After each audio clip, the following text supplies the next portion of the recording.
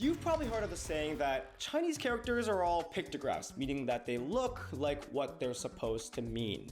And while that may be true for some words, just look at the word, for example, mountain. San or shan looks like a mountain. The word for fire, fa or huo, kind of looks like it. The majority of Chinese characters aren't so clear. Telling your mother that the word for ma is an accurate representation of her is a one-way ticket to getting the slipper pulled out and getting a big slap across the face. So if Chinese characters aren't all pictographs, then what are they? How do they decide what makes up a character? Is it just like random scribbly lines put together? Chinese characters can be put into two main categories: semantographs and phonographs. Now those are a lot of big words, and you're probably groaning and getting ready to click out of the inevitable English lesson, but just wait. Now, semantographs generally describe characters whose structures are associated with their meaning. This basically means your general pictographs like the word for sun, yat or ru, or the word for rain, yu or yu. I know what you're thinking, Sheldon, like those characters don't look like their respective words at all. It's like the word for mother. What do you mean they're pictographs? Hold up, don't mock the ancient Chinese artists, okay? They deserve to be respected. Do not mock their ugly work, I'm sorry. I'm just kidding, because most pictographs are some of the oldest words in Chinese history, taken from the oldest form of Chinese writing known as oracle bone script. Think of them as kind of like Chinese hieroglyphics. As time went on, they eventually changed into a more standard, simpler form to write, turning into the Chinese characters we know today.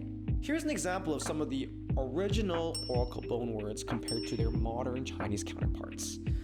Yeah, some of them aren't exactly the most realistic drawings, but let's give them a break. I mean, they're thousands of years old and etched into bone. Like, there's not Picasso here. They didn't exactly have acrylic paint and canvas boards to work with, okay? They're just trying to communicate and not get eaten by tigers. So now, semantographs also include what are called compound ideographs, characters that include multiple pictographs that explain the word's meaning. Or in other words, it's a more complicated pictograph. Example of this include the word lum, or lin in Mandarin, the word for forest. Now the actual character includes two of the same component, mo, or mu, the Chinese word for wood. So now my question for you is, what happens when you take two long, hard muks, or mus, woods, and put them together? Get your head out of the gutter, you dirty, dirty, dirty, dirty person. Because what happens when you put multiple woods together is you get many trees, and you get a word that literally means that, or lum, lin, forest. Now it gets even more ridiculous when you look at the word for some or sun, where you have three muks or mus put together. Put those characters together and you get samlum, senlin, which probably means, as you can guess, a bigger forest. Now another example is the word for tomorrow, ming or ming. It's made of two parts. The word for sun, talked about earlier, yat or ru, and the word for moon, yu or yue. It's meant to represent day and night, so moon and sun, and basically indicates that a day is passing or tomorrow. However, it's important to know that these words really only make up a very small part of the Chinese dictionary. Originally, linguists thought the percentage to be around 15% of words like this, but now it's actually thought to be a lot less. So what actually makes up the majority of the Chinese language? The answer is this. Oh my god, China, why?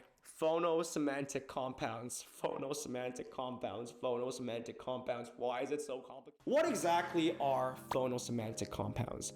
The phono part, just fancy word for sound, and semantic part just means meaning. So sound and meaning.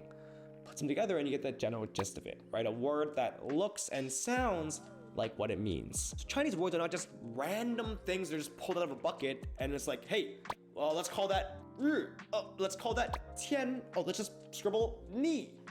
What did he say? It's not just random words pulled out of a bucket. There's actual order to them. Kind of.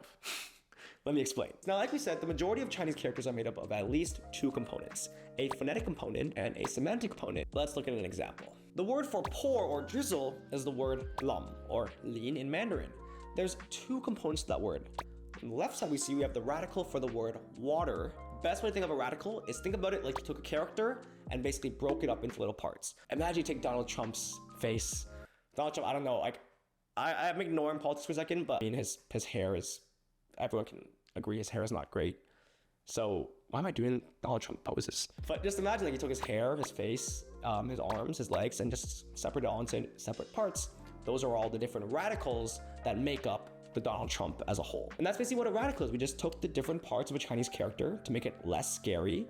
Like just took the hand, just took the arm, just took the face.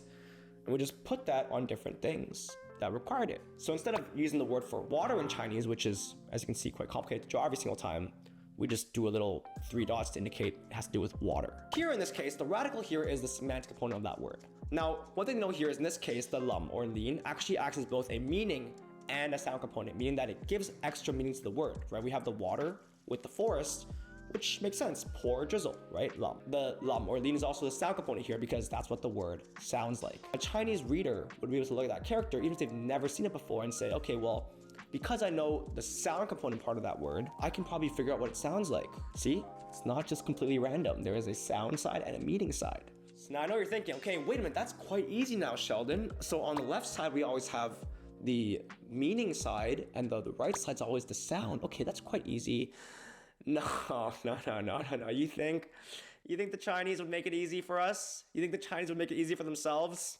Think again, all right? Because the semantic component doesn't always have to be on the left side. It can be found on the top, on the bottom, the left, and even around or within the phonetic component. Here's an example. The word for do is lo or lu. Now, the semantic component, the meaning component, is found on top. We have yu or yu, meaning rain. And the phonetic component, the sound, is found on the bottom. Lo or lu for road. And what we have here is rain on the road, which is basically dew. And I know you're thinking, you're like, whoa, Sheldon, isn't dew like when the water is on like the grass in the morning after like it's like wet overnight? Guys, this is freaking years ago, okay? This is thousands of years ago. You think back then they had cement roads they're walking on? No, these guys are walking on the grass. It makes sense. Rain on the grass. Okay, well, that's freaking dew. Another example, this time with the semantic component, on the outside of the word for solid or fixed, gu or gu. So the semantic component, meaning the meaning component, is the radical hao or ko on the outside, and the phonetic sound component is on the inside. So if you actually look at a bunch of these characters here, all of these, notice they all have the same phonetic component, gu, and they all sound like gu. Now let's look at some more examples. All these have the word lam or lean in it that we just saw, and they all sound like lam or lean because that is the sound component. Cool, right? Not bad, Sheldon. All I gotta do is memorize a bunch of sound components, and Chinese is easy peasy lemon squeezy. I'm sorry, that's not always the case.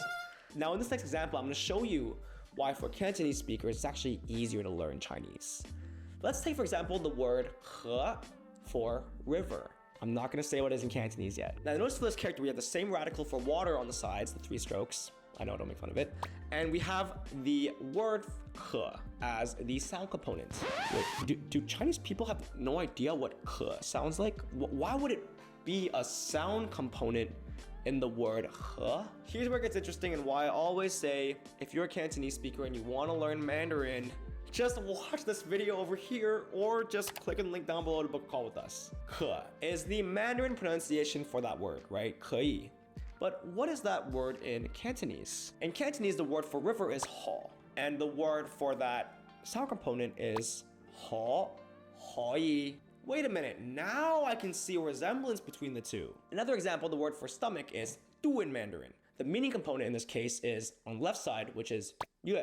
Now I know that we saw earlier that this yue actually means moon, but actually, this was also an ancient variation of the word for meat, which was rou. So now, what's the sound component? How do you say this character in Mandarin? If you know, this character is pronounced tu. Wait a minute, that's different again. It's du for stomach, but that sound component is pronounced tu. But now in Cantonese, the word for stomach is tou, while the word for dirt, or that sound component, is pronounced tou as well. Whoa, a clear resemblance. Why is this? The answer is dialect evolution. Standard Mandarin is based on the Beijing dialect, while Cantonese has its roots in Guangzhou during the Southern Song period in China. So Standard Mandarin can be considered, I guess, pretty new, as it's only been official in the past century or so. Whereas Cantonese, on the other hand, can be referred to a family of dialects called Yue Chinese. And Yue Chinese has been around for hundreds of years and contains a distinct classical literature presence.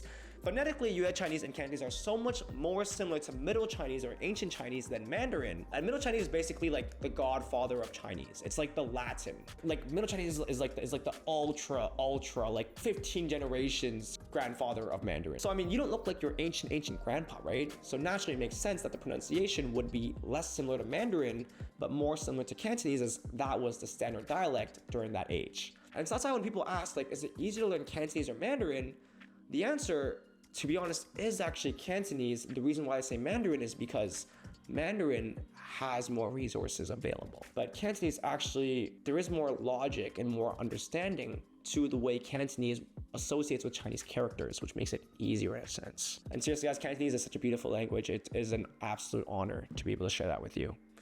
But anyway, there you have it. The secret behind 90% of all Chinese characters, really a sound component and a meaning component. Now there's a bit more to it, but this is really what it comes down to. And when it comes down to it, I mean, Chinese doesn't really seem that hard anymore, right? The question is, how will Chinese characters continue to evolve from here? We know with the introduction of simplified Chinese, some of the original phonetic semantic compounds that we know have changed into something that has less and less to do with their original compositions. So the question is, will we continue to simplify these characters in an effort to make Chinese easier?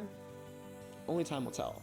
For now, let's just enjoy the beauty of the language and all the things that make us hate it, but also what makes us love it at the same time. Click here if you're a Cantonese speaker who wants to learn Mandarin. Seriously, like I said in this video, it's so much easier. Just click here to check it out, or link down below and see how we can help you out.